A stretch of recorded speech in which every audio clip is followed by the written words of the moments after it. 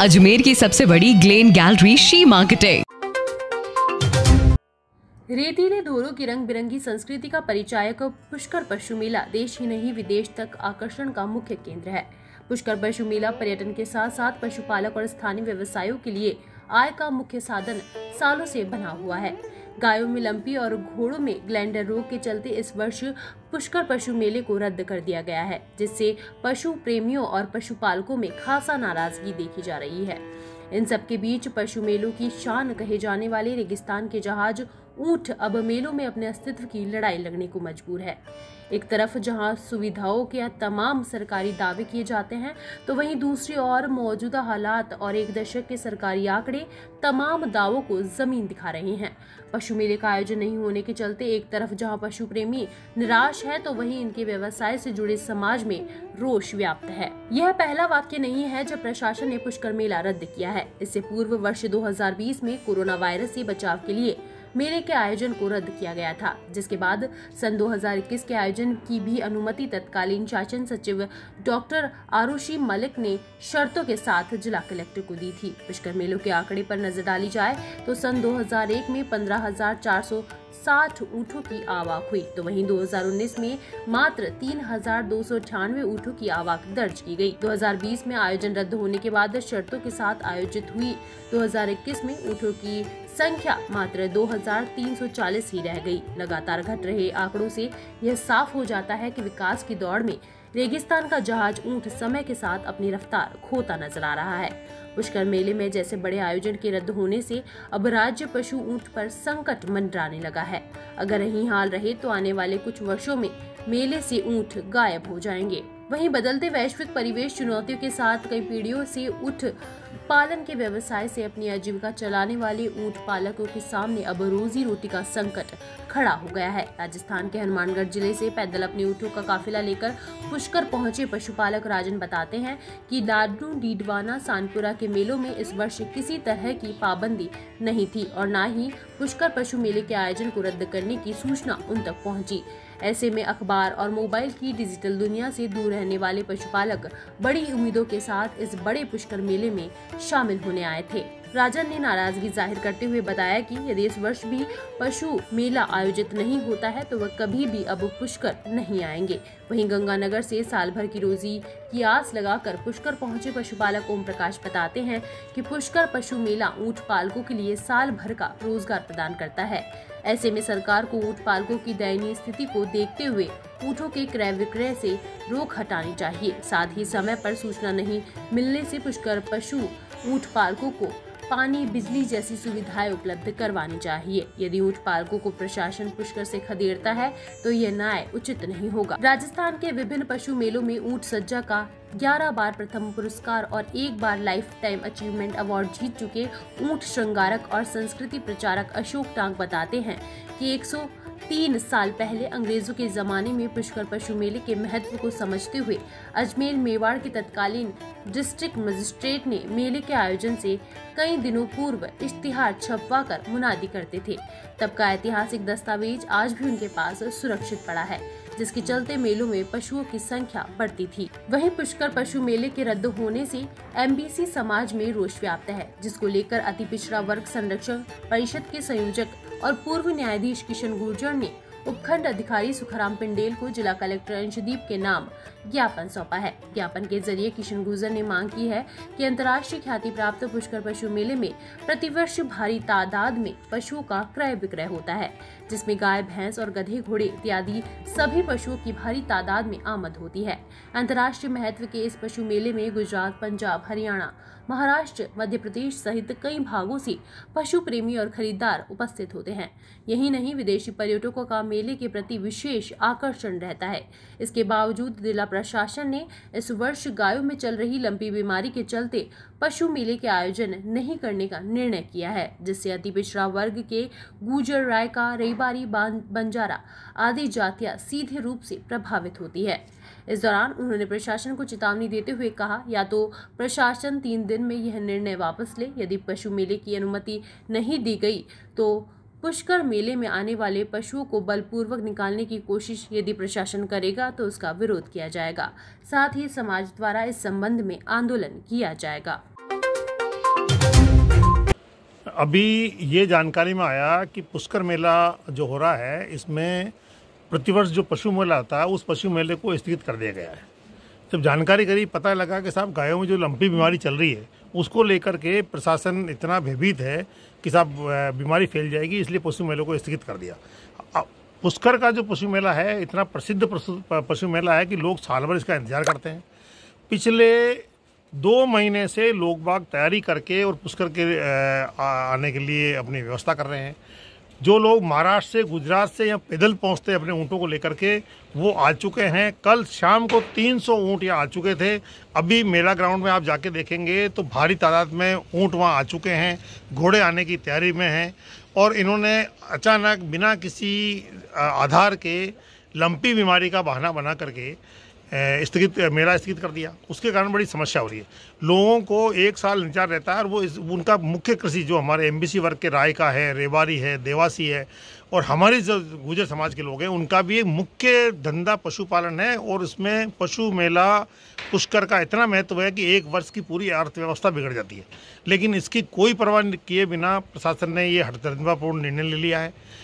स्थिति ये है कि घोड़ों में बीमारी बताई जा रही है, ऊँट बीमारी तो सिर्फ गाय में थी और गाय की प्रतियोगिता होती है, गाय का खरीद बेचान यहाँ नहीं होता।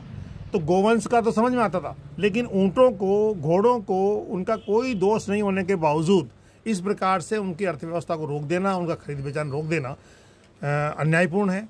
इसके अतिरिक्त अब प्रशासन एक तैयारी कर रहा है कि हम बलपूर्वक राज्य बल को काम में लेते हुए ऊँट के जो पशुपालक यहाँ आए हैं उनको और घोड़े वालों को यहाँ से खदेड़ेंगे।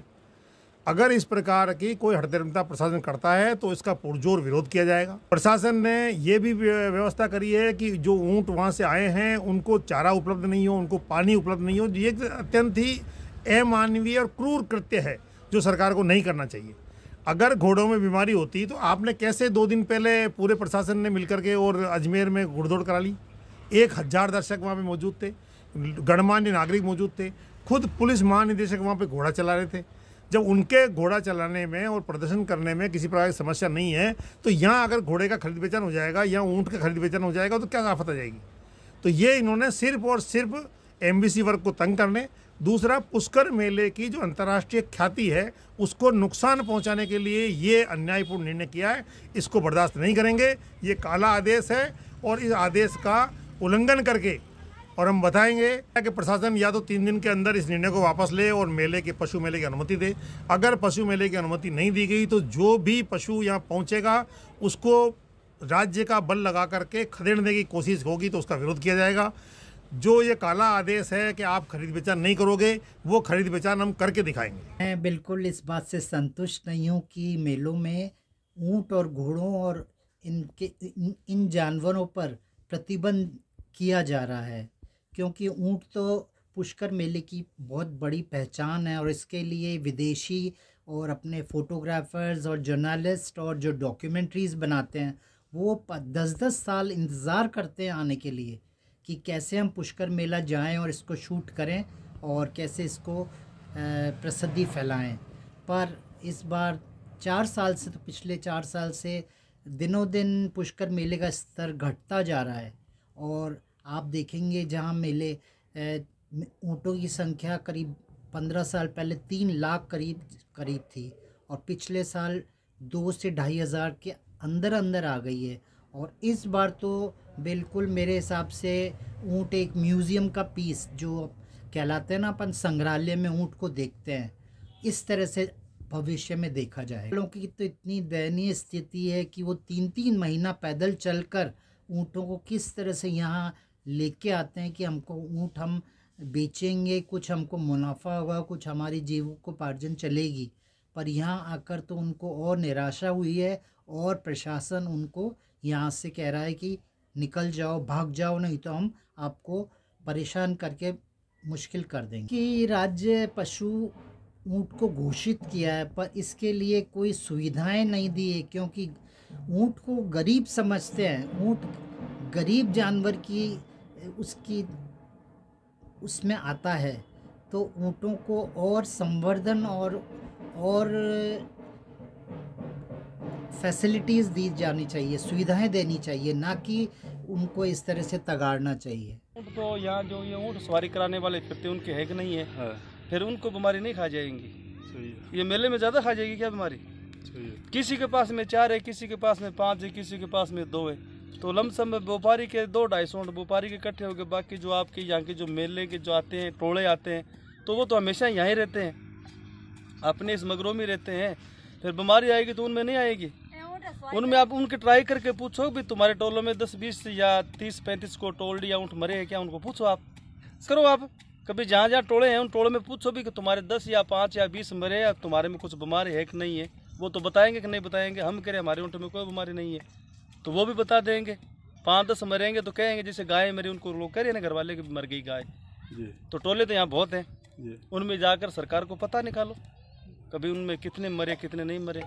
अब ये इतने जो ऊँट 200 ऊँट सवारी में फिरते हैं, फिर उनमें पूछो कितने मरे इन लोगों में। और लाडनू के बाद में डीडवाना का मेला किया, और डीडवाना के बाद में सांडुआ का मेला किया, और सांडुआ के बाद में टोडपुरा झुंझुनू जिलों में टोडपुरे से पुष्कर आए। इतने मेले में हमें तो कोई बीमारी दिखी नहीं, किसी ने कहा नहीं। ठीक है ना बात। अब आपको उनको यहाँ लग रही है तो हमारे क्या, हम तो चले जाएंगे। इतनी दूर से आए हैं परेशान होकर, कम से कम 600-700 किलोमीटर, कोई बड़ी बात नहीं है। अब की बार नहीं लगने दे, अगले साल तो फिर ये पशुपालक को इस बात का असर तो पड़ेगा कि अब की बार नहीं लगने दिया तो फिर अब नहीं चलेंगे, नहीं जाएंगे, पुष्कर नहीं आओगे, फिर नहीं आएंगे। कभी साल का साल कभी ना कभी कोई ना कोई लफड़ा हो ही जाता है। फिर क्या करेंगे, मेले तो हमारे बहुत लगते हैं। ये बात जी। और जब इसमें जो सरकार हमारा सहयोग करेगी तो हम आते रहेंगे और भी हमारे जात। तो अभी वर्तमान में आप आए हो, क्या कहना चाह रहे हो सर? तो ये कहना चाहते हैं कि भी ठीक है ये मेला लगने दो, मेले में ऊँटों में कोई बीमारी नहीं है, अब गाय भैंस बीमारी नहीं है, घोड़ी में बीमारी नहीं है, कि हमने इतना मेला किया, जो बीमारी होती तो वो भी हमें नहीं लगने देते। इस धनतेरस पाएं श्री मार्केटिंग पर महा एक्सचेंज ऑफर का फायदा। साथ ही हर गैस चूल्हे की खरीद पर 40% तक ऑफ। भूलना मत, offer for only 1 day on Dhanteras. शुभ धनतेरस पर पाएं हर खरीद पर अश्योर गिफ्ट। विजिट अजमेर की सबसे बड़ी Glen gallery Shri marketing, behind Kshetrapal hospital, Kachahri road and Panchsheel Ajmer. इस दिवाली के अवसर पर अगर नया वाहन खरीदना है तो चले आइए बत्रा बैटरी शोरूम, जहां आपको मिलेंगे नए मॉडल के इलेक्ट्रॉनिक स्कूटर, साथ ही हो बैटरी इलेक्ट्रॉनिक स्कूटर अलग अलग कलर के साथ मेटेलिक रंगों में उपलब्ध। साथ ही वाहनों के लिए सर्विस सेंटर भी उपलब्ध। तो देर न करें, आज ही संपर्क करें। बत्रा बैटरी, भगवानगंज चौराहा, Ajmer. 9571204206।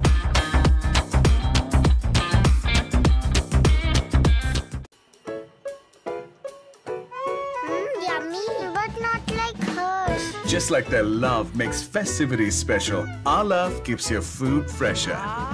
Perfect! Easy Fresh technology by Liebherr that maintains optimum temperature and humidity to help food retain its moisture for longer freshness. Love food, love Liebherr. इस दिवाली घर आएगी खुशियाँ ही खुशियाँ। श्री मार्केटिंग के नए शोरूम पंचशील अजमेर की पहली एनिवर्सरी की खुशी में दीपावली तक पाइए 1 का 5 ऑफर का फायदा। ग्लैन चिमनी की खरीद पर ग्लैन चूल्हा 10 years गारंटी, इंस्टॉलेशन और फ्री होम डिलीवरी, यानी 5 चीजें बिल्कुल फ्री। साथ ही आरओ पर भी 40% तक ऑफ। अजमेर की सबसे बड़ी Glen gallery Shri marketing, behind Kshetrapal hospital, Kachahri road and Panchsheel Ajmer. सभी शहरवासियों को और प्रदेशवासियों को दीपावली की हार्दिक शुभकामनाएं और बधाई। दीपावली के इस पावन पर्व पे हम सबका सामाजिक सौहार्द और धार्मिक सौहार्द बना रहे, और लक्ष्मी माँ गणेश जी सबको अन्न, धन और धान और समृद्धि दे, और सबके जीवन में खुशहाली आए, और सब आपस में प्रेम और भाईचारे से दीपावली मनाए। कैलाश कमल, पूर्व पार्षद।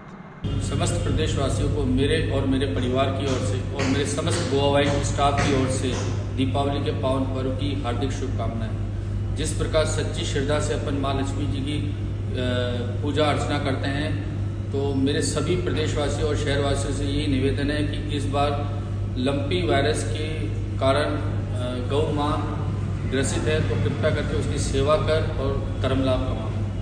धन्यवाद। जितेंद्र रघुमानी। एक बार पुनः मेरी और मेरे परिवार की ओर से दीपावली की हार्दिक शुभकामनाएं। मैं दिलावर चौहान आप सभी शहरवासियों को इस दिवाली के पावन पर्व की बहुत बहुत बधाई देता हूं।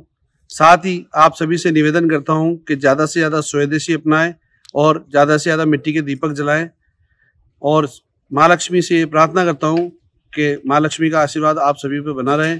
एक बार पुनः आप सभी को दीपावली की बहुत बहुत बधाई और शुभकामनाएं। दीपोत्सव के इस 5 दिवसीय महोत्सव के मैं सभी प्रदेशवासियों, अजमेर शहरवासियों और सनातन धर्म प्रेमियों को हार्दिक बधाई और शुभकामनाएं देता हूं।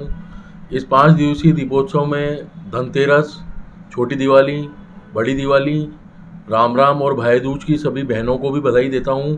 और मेरा आप सभी सनातन धर्म प्रेमियों और शहरवासियों से ये हाथ जोड़कर निवेदन है कि हमें इस दीपोत्सव के त्यौहार पर अधिक से अधिक संख्या में स्वदेशी वस्तुओं को खरीदना है और उनका उपयोग करना है। जैसे हमें खादी का प्रयोग करना है, हमें मिट्टी के दीपक लेने चाहिए और हम जो नए नए वस्त्र और जो नए आभूषण या नए जो भी हमारे घर में दीपावली के इस दीपोत्सव के त्यौहार पर जो भी नई चीज़ करें उसमें एक स्वदेशी का योगदान रहे, इसके लिए विशेष रूप से आग्रह करूंगा। और मैं पुनः एक बार सभी को दीपावली की हार्दिक शुभकामनाएं, मंगल कामनाएं देता हूं। नमस्कार समस्त अजमेर वासियों को, जय हिंद, जय भारत। मैं नितिन जैन समस्त अजमेर वासियों को दिवाली के पावन पर्व पर हार्दिक शुभकामनाएं एवं बधाई। माँ लक्ष्मी की कृपा आप सभी पर बनी रहे, सभी को समृद्धि मिले, सभी का स्वास्थ्य अच्छा रहे। मेरी तरफ से और मेरे परिवार की तरफ से, समस्त कांग्रेस पार्टी की तरफ से आप सभी को दिवाली की हार्दिक शुभकामनाएं। दिवाली की शुभ अवसर पर आप सभी पटाखों को ध्यानपूर्वक जलाएं, बच्चों का ध्यान रखें, किसी तरह की कोई इस इतने बड़े त्यौहार में हानि ना हो। सभी कुशलतापूर्वक पटाखे जलाएं और अपनों का ध्यान रखें, सभी का प्रेम बराबर बरसाएं। नमस्कार, जय हिंद, जय भारत। दिवाली की राम राम और आप सभी को दिवाली की हार्दिक शुभकामनाएं।